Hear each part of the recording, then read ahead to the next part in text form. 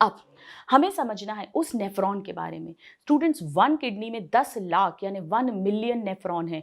Total पूछेंगे तो दोनों किडनीज में 2 मिलियन या 20 लाख नेफ्रॉन है। नेफ्रॉन में यूरिन फॉर्म होगा, इसीलिए उसे यूरिनीफेरस टिब्यूल भी कहते हैं। तो हर किडनी में 1 मिलियन यानी आप लिख सकते हो 10 लाख हैं, जिन्हें हम नेफ्रॉन्स कहते हैं। यहीं पर यूरिन बनेगा, यानी ये फंक्शनल यूनिट ऑफ किडनी है, और इन्हें यूरिनीफेरस टिब्यूल भी कहते हैं। यूरिन बनेगा सो यूरिनीफेरस टिब्यूल्स। अब इसका कुछ हिस्सा कॉर्टेक्स में, कुछ मेड्यूला में। आइए समझते हैं कैसे। अब मैं क्या कर रही हूं, ध्यान से देखो। मुझे इसे दिखाना है, सपोज इस एक को, तो मैं इस पूरे डायग्राम को ऐसे करके आपको शो कर रही हूं। यानी ऊपर ऐसे करूंगी मैं तो ऊपर कॉर्टेक्स आ जाएगा और नीचे की तरफ पिरामिड आ जाएगा। Let's do it. So suppose ये कॉर्टेक्स है, ये पूरा, ये इधर टिश्यू बना रहे हैं हम। एक मिनट रुको, ये कॉर्टेक्स है, ठीक है। और यहां पे सपोज करिए मैंने एक मेड्यूलरी पिरामिड बना दिया। ऑफ कोर्स ये इसकी टिप होगी, और ऑफ कोर्स यहां पर कैलिक्स होगा, हम वो अभी नहीं कर रहे। और उसके नीचे पेल्विस होगा, फिर यूरेटर बाहर निकलेगा, वो सब कथा कहानी होगी। हम बात कर रहे हैं एक नेफ्रॉन की। नेफ्रॉन का क्या स्ट्रक्चर होता है, इसके 2 पार्ट्स होते हैं, ध्यान से समझना।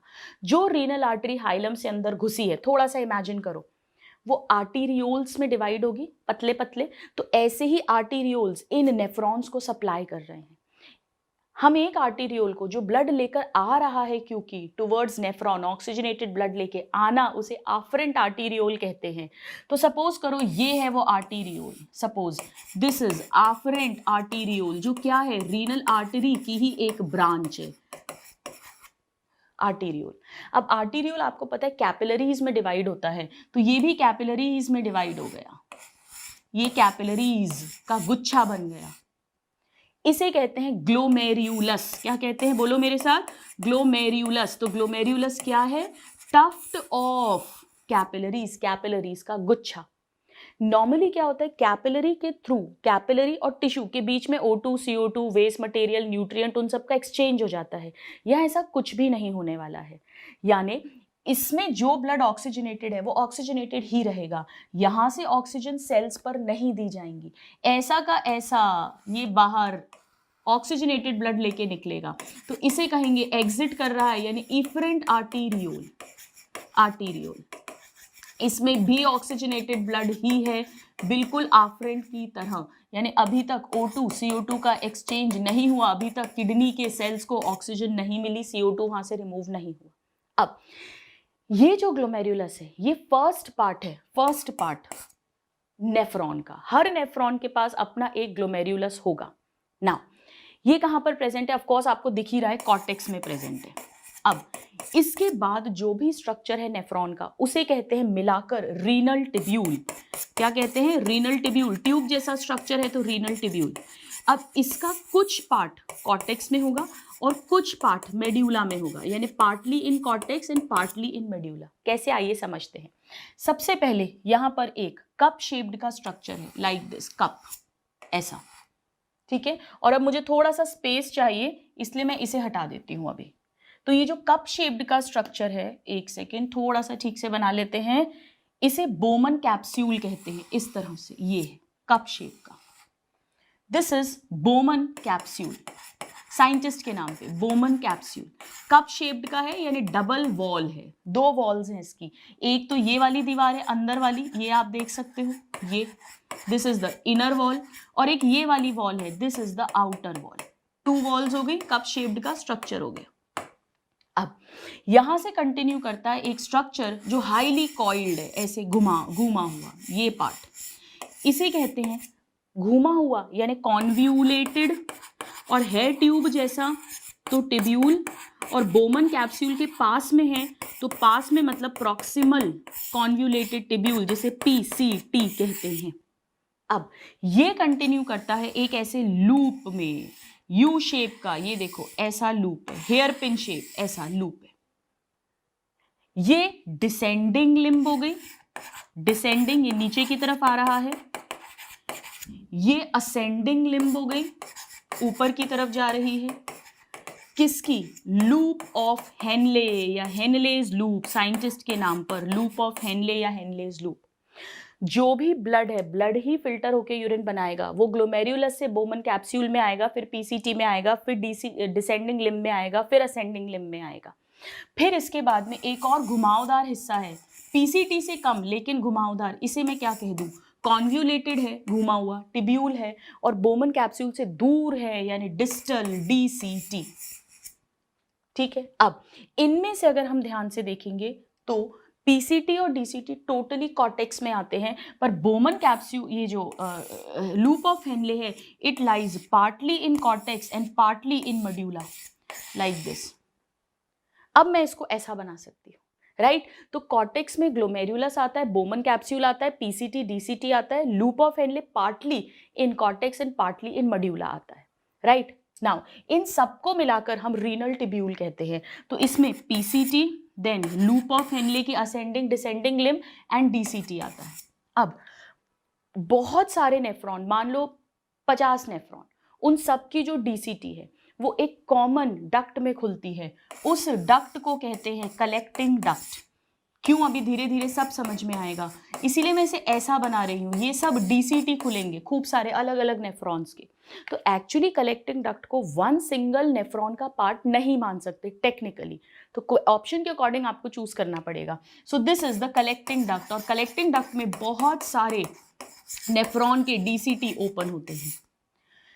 अब कई सारी कलेक्टिंग डक्ट, जैसे ये वन कलेक्टिंग डक्ट है, ऐसे एक और ऐसे खूब सारी कलेक्टिंग डक्ट मिलकर एक डक्ट बनाती हैं, जिसे डक्ट ऑफ बेलिनाई कहते हैं। डक्ट ऑफ बेलिनाई, बहुत सारी कलेक्टिंग डक्ट्स मिलकर बनाएंगी डक्ट ऑफ बेलिनाई, और ये फिर ओपन होगा माइनर कैलिक्स में, फिर वो मेजर कैलिक्स में, फिर वो रीनल पेल्विस में, फिर वो यूरेटर में, और फिर यूरिन आगे निकल जाएगी।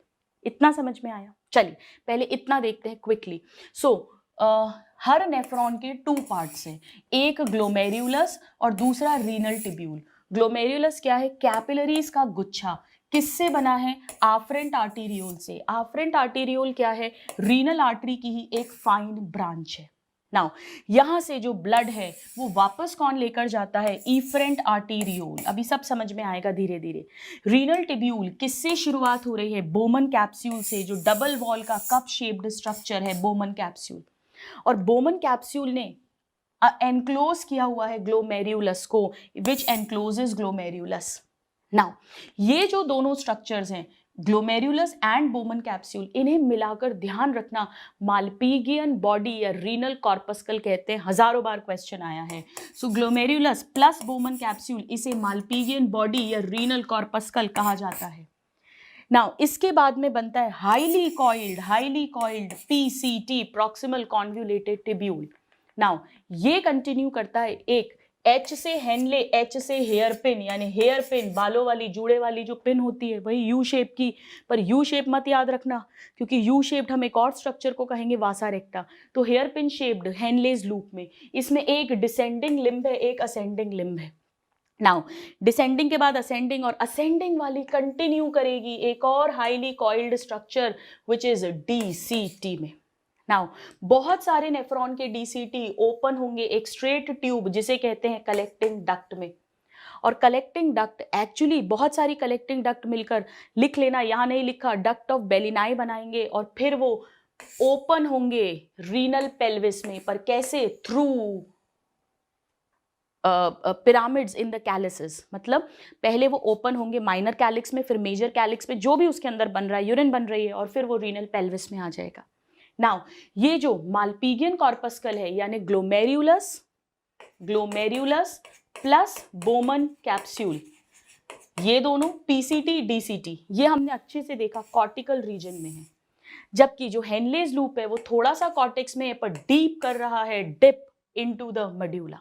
This we have already discussed. Now ज्यादातर नेफ्रॉन्स जो हैं वो कैसे होते हैं, आइए पहले हम उसको समझते हैं। Now this is our diagram, पहले इतने पे फोकस करिएगा। ये देखिए, ये रीनल आर्टरी की एक ब्रांच है, आफरेंट आर्टेरियोल। ये इसने कैपिलरी का जाल बनाया, टफ्ट ऑफ कैपिलरीज, जिसे ग्लोमेरुलस कहेंगे। इसी में ऑक्सीजनेटेड ब्लड वापस जाएगा by efferent arteriole. Now yellow से बना है रीनल टिब्यूल, इसमें ये wall double walled cup shaped है बोमन कैप्सूल, ये हाईली कॉइल्ड बनेगी पीसीटी, ये कंटिन्यू करेगी descending and ascending limb of Henle's loop जो हेयर पिन शेप का है, ये कंटिन्यू करेंगे डीसीटी में, और कई सारी डीसीटी ओपन होगी कलेक्टिंग डक्ट में। अब जो कहानी मैं बता रही हूँ वो अच्छे अच्छे स्टूडेंट्स को समझ में नहीं आती है, ध्यान से सुनिएगा। अब स्टूडेंट्स, अभी तक क्या होता है कि यहाँ पर जो ब्लड इकट्ठा है वो फिल्टर होके इस बोमन कैप्सूल में आता है और यहाँ हम पढ़ेंगे कैसे यूरिन बन जाती है। लेकिन अभी तक आर्टरी का काम था ऑक्सीजन और न्यूट्रिशन देना to the tissues of the kidney, वो तो नहीं हुआ। और दूसरा काम ये था कि कैपिलरीज के अंदर यहाँ का CO2 वेस्ट आ जाए ताकि रीनल वेन बने, फाइनली वेन्यूल्स और फिर रीनल वेन बने, वो तो नहीं हुआ। वो कैसे होता है, आइए उसको समझते हैं। एक्चुअली क्या होता है, ध्यान से समझना। यहां पर O2 CO2 का कोई एक्सचेंज नहीं हुआ, इसमें भी ऑक्सीजनेटेड ब्लड है, इसमें भी। पर अब ये जाल बनाएगा फिर से कैपिलरीज का, ये फिर कैपिलरीज में डिवाइड होगा इस तरह से पूरे रीनल टिब्यूल के चारों तरफ ऐसे। ये एक्चुअली कैपिलरी है जो असली कैपिलरी होती है। तो इसे मैं क्या कह सकती हूं, इसे मैं नाम दे सकती हूं पेरीटिब्यूलर, क्योंकि टिब्यूल के चारों तरफ है तो पेरीटिब्यूलर कैपिलरी नेटवर्क, PTCN। क्या नाम देते हैं, PTCN, पेरीटिब्यूलर कैपिलरी नेटवर्क। इसमें अभी ऑक्सीजनेटेड ब्लड आएगा, ये फिर इन सब के सेल्स को ऑक्सीजन न्यूट्रिशन दे देगा, यहाँ से CO2 वेस्ट इसके अंदर आ जाएगा, और अब ये सब मिलकर वेन्यूल बनाएंगे और वो सारे वेन्यूल्स डाल देंगे वेन में, तो रीनल वेन बन जाएगी, वो किडनी के बाहर निकलेगी थ्रू द हाइलम, और फिर वो इंफीरियर वेना केवा में डीऑक्सीजनेटेड ब्लड डाल देगी। फंडा समझ में आया। ये भी कैपिलरी है पर ये नॉर्मल कैपिलरी नहीं है, ये है वो नॉर्मल कैपिलरी PTCN। हर नेफ्रॉन में मिलेगा ही मिलेगा ये सब कुछ स्ट्रक्चर। नाउ कुछ नेफ्रॉन्स में 20% नेफ्रॉन्स में क्या होता है, इसी कैपिलरी की ये जो PTCN है इसकी एक ब्रांच निकलती है जो लूप ऑफ हेनले के पैरेलल रन करती है, वो भी ऐसे होगी यू शेप की, उसे यू शेप कहते हैं। इसे नाम दिया जाता है वासा रेक्टा। तो वासा रेक्टा क्या है, इसी PTCN की ही एक ब्रांच जो यू शेप की है और लूप ऑफ हेनले के पैरेलल रन करती है। ऑफ कोर्स ये कैपिलरी की ब्रांच है तो इसके अंदर ब्लड भरा होगा ऑफ कोर्स, और ये भी वही वेन्यूल और वेन और उन सब में ब्लड डाल देगी, वो सेम कहानी है, बस इसी की एक ब्रांच ऐसे रहती है 20% नेफ्रॉन्स में। तो जो 80% नेफ्रॉन है जिनमें ये वासा रेक्टा नहीं मिलेगी उन्हें कॉर्टिकल नेफ्रॉन्स बोलते हैं, और 20% जिनमें ये मिलेगी उसे जक्स्टा मेड्यूलरी नेफ्रॉन्स कहते हैं। आइए इतना समझते हैं। सो अब हम देखते हैं ये डायग्राम। अब देखो इसमें यहां पर ये इफरेंट आर्टीरियोल है, ये जो पूरा जाल बन रहा है भले यहाँ लेबल नहीं है पर ये एक्चुअली पेरीटिब्यूलर कैपिलरी नेटवर्क है, और इसी की एक ब्रांच ये जो लूप ऑफ हेनले के पैरेलल चल रही है यू शेप की, इसे वासा रेक्टा कहते हैं। तो एक्चुअली ये डायग्राम वो 20% वाले नेफ्रॉन्स का है।